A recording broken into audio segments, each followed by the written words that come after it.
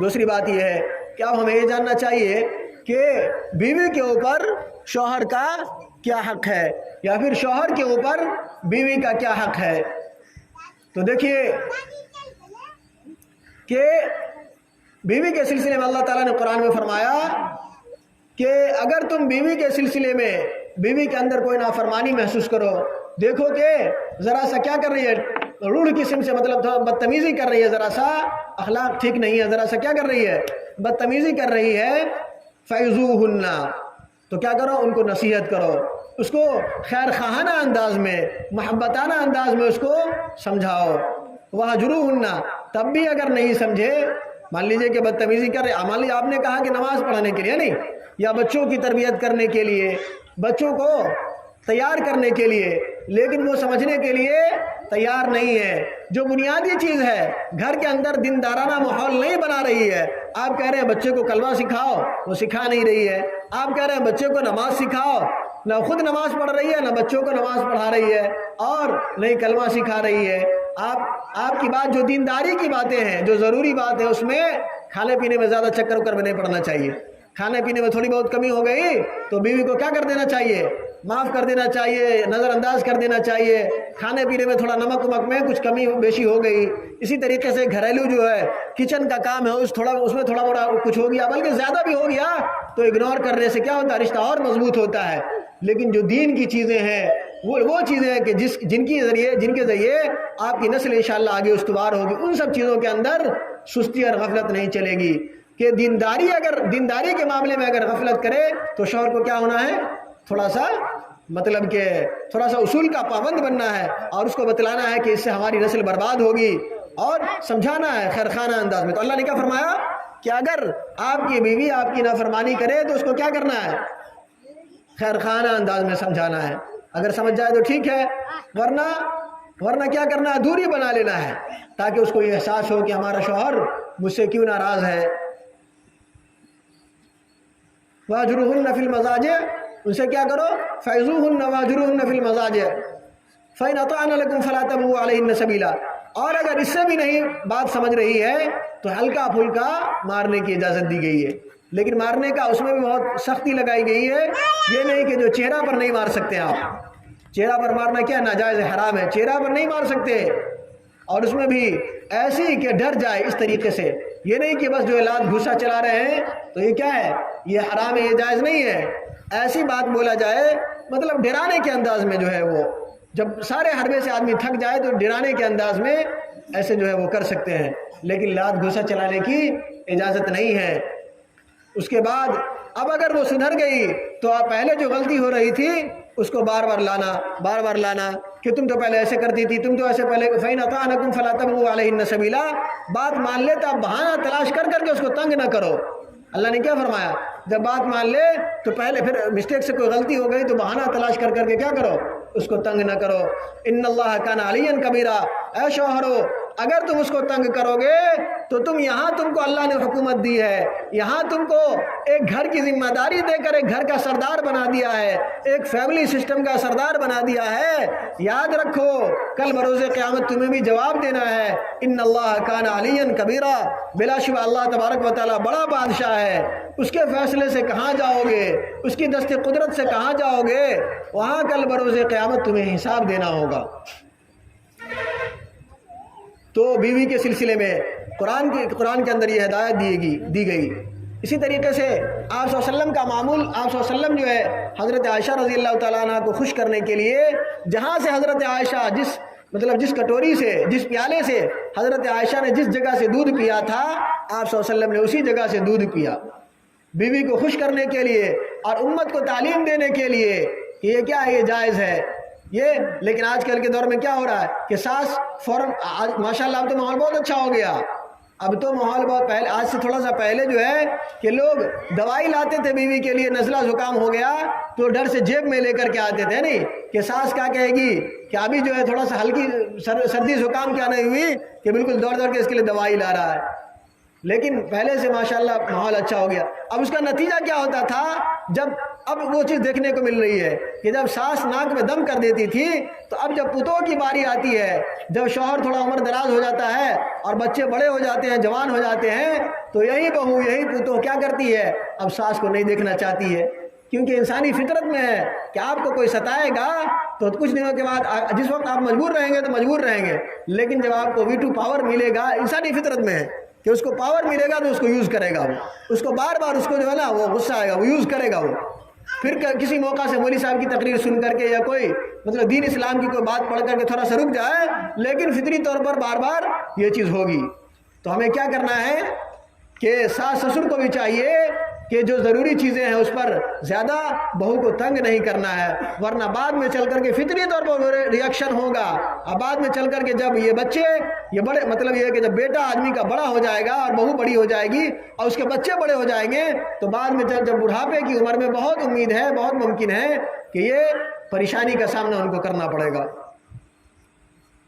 تو یہ بیوی کے حوالے سے کہ آپ صلی اللہ علیہ وسلم نے کتنا عظیم الشان مثال قائم کیا ہے کہ جس جگہ سے حضرت عائشہ نے دودھ پیا اسی جگہ سے آپ صلی اللہ علیہ وسلم نے دودھ پیا ہے۔ آپ صلی اللہ علیہ وسلم نے فرمایا، ہمارے نبی نے فرمایا کہ ان خیارکم لأہلہ، کہ سب سے بہترین آدمی وہ ہے کہ جس کا اخلاق اس کی بیوی کے ساتھ سب سے اچھا ہو۔ کیا فرمایا آپ صلی اللہ علیہ وسلم نے؟ کہ سب سے بہترین آدمی وہ ہے کہ جس کا اخلاق اس کی بیوی کے ساتھ سب سے اچھا ہو۔ اسی طریقے سے ہمارے نبی صلی اللہ علیہ وسلم نے کیا فرمایا، انی احب ان اکون شریفا مغلوبا ولا احب ان اکون لئیما غالبا، کہ میں چاہتا ہوں کہ میں شریف بن کر کے بیوی کے سامنے جھک کر کے رہوں۔ کن نے فرمایا؟ ہمارے نبی صلی اللہ علیہ وسلم، سارے جہاں کے سردار آقائے نامدار محمد عربی صلی اللہ علیہ وسلم نے کیا فرمایا؟ کیا سارے جہاں کا بادشاہ کیا کہہ رہا ہے؟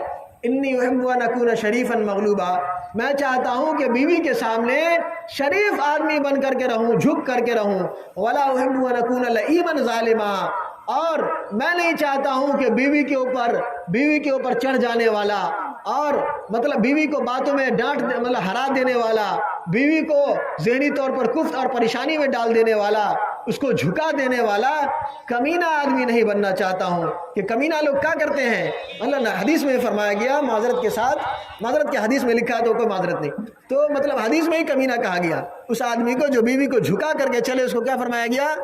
حدیث میں کیا فرمایا گیا؟ کمینہ کہا گیا، کہ کمینہ ذلیل آدمی اس طرح کا میں نہیں بننا چاہتا جو بیوی کو جھکا دے۔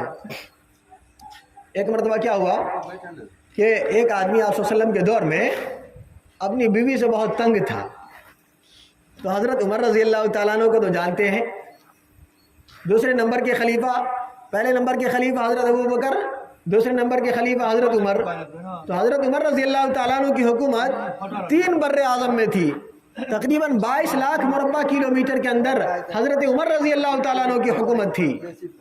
حضرت عمر رضی اللہ تعالیٰ عنہ کی حکومت میں جیسے کہ آج ہندوستان ہے، یہ پورا کا پورا ہندوستان 3300 کلومیٹر کے اندر پھیلا ہوا ہے، لیکن وہ 22,000 کلومیٹر میں حضرت عمر رضی اللہ تعالیٰ عنہ کی حکومت تھی، جس کے اندر 2-3 بر اعظم آ جائیں گے، مطلب کہ 30-35 کنٹری آ جائے گی، 30-35 ملک آ جائیں گے۔ اتنی بڑے دنیا کے حصے میں حضرت عمر رضی اللہ تعالیٰ عنہ کی حکومت، اتنے بڑے مکان، اتنے بڑے دنیا اور دارالسلطنت کا اور حکومت کا بادشاہ کون؟ وقت کا بادشاہ حضرت عمر رضی اللہ تعالیٰ عنہ۔ ان کے پاس ایک آدمی گیا جو ان کے دور میں اپنی بیوی سے بڑا تنگ تھا، سوچا، اور حضرت عمر کے بارے میں تو بڑی یہ بات مشہور ہے کہ جلالی تھے حضرت عمر رضی اللہ تعالیٰ عنہ، تو سوچا کہ جاتے ہیں، اتنا بڑا وقت کا آدمی ہے، بادشاہ ہے، خلیفہ ہے، ان کے پاس جائیں گے تو ضرور کچھ نہ کچھ پوائنٹ ملے گا کہ ہم بیوی سے کیسے جو کیا کرے جیت جائیں، بہت تنگ آ چکے ہیں، ان کے پاس ضرور حل مل جائے گا۔ جب گیا تو دیکھا کہ خلیفہ وقت بیٹھے ہوئے ہیں اور بیوی جو ہے طرح طرح کی تانے سنا رہی ہے، طرح طرح کی باتیں کہ میں آپ کا یہ کرتی ہوں، میں آپ کا وہ کرتی ہوں۔ بہت دیر تک بیچارہ دیکھتا رہا، اس کے بعد سوچا کہ اب یہاں بھی لگتا ہے کہ کوئی مسئلے کا حل نہیں ہے، بیچارہ مایوس ہو کر کے جانے لگا۔ تو حضرت عمر نے رضی اللہ عنہ نے ان کو بلایا کہ صاحب آئیے، کیا بات ہے؟ تو انہوں نے کہا حضرت اس سلسلے میں حاضر ہوا تھا کہ میں بیوی سے بہت تنگ آ گیا ہوں، تو میں سوچا کہ آپ کے پاس، آپ تو وقت کے اتنے بڑے بادشاہ ہیں، آپ تو بیوی کو بس ایک چیز میں مطلب ایک لفظ میں سیدھا کر دیتے ہوں گے. تو میں چاہ رہا تھا آپ سے سیکھنے کے لیے جو ہے وہ آیا ہوا تھا.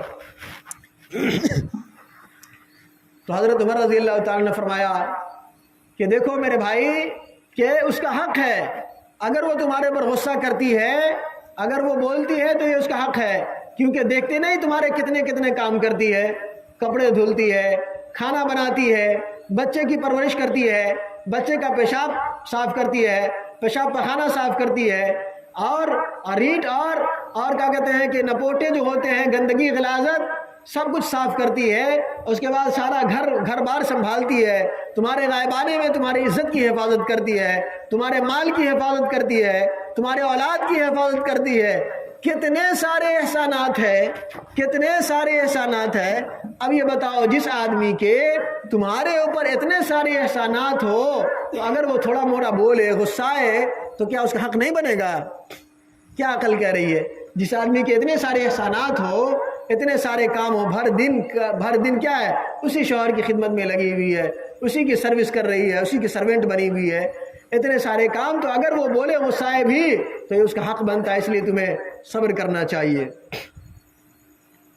تو یہ کیا ہے؟ شوہر کو یہ تعلیم دی گئی حدیث کے اندر.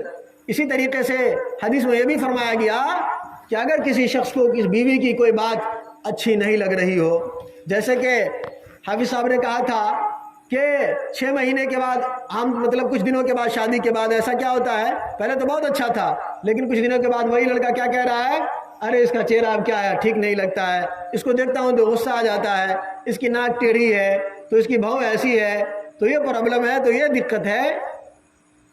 اس طریقے سے کیا ہے لڑکا بولنے لگتا ہے. تو شیطان اس میں کیا ہے، شیطان کا بہت بڑا ہاتھ ہوتا ہے. سب سے بڑی بات تو یہ ہے. اور دوسری بات یہ ہے کہ حدیث میں یہ فرمایا گیا کہ اگر تمہیں ایسا ہو، اگر تمہیں ایسا خیال ہو کہ اس کے اندر یہ بیوی کے اندر یہ پرابلم یہ دقت، تو حدیث میں فرمایا گیا کہ جہاں اگر ایک طرف بہت ساری خرابیاں ہیں تو وہیں دوسری طرف تو بہت ساری خوبیاں بھی تو ہوں گی. ان خوبیوں کو دیکھ کر کے ان خامیوں کو، ان کمیوں کو، ان فالٹس کو بھول جاؤ. حدیث میں یہ فرمایا گیا. اور ان خوبیوں کو دیکھ کر کے انہیں طلاق نہ دو بلکہ اس پر گزران بسر کرو.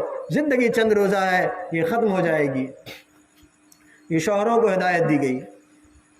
اب لیکن جو خواتین سن رہی ہوں گی وہ تو کہہ رہی ہوں گی کہ بالکل کیا ہے، سارے کی ساری ذمہ داری تو شوہری پر لاد دی گئی ہے کہ شوہر کو برداشت کرنا ہے. مولوی صاحب تو تقریر میں یہی کہہ رہے ہیں، تو ہم آج سے کیا کریں گے، خوب بولیں گے. ہم کو تو مطلب چانس ہے، موقع ہے، ساری ذمہ داریاں گھر کی اٹھا رہے ہیں تو ہم بولیں گے ہمارا حق ہے. مولوی صاحب نے تو کہا تھا کیا کہ ہمارا حق ہے، ہم بولیں گے. کیوں نہیں بولیں گے؟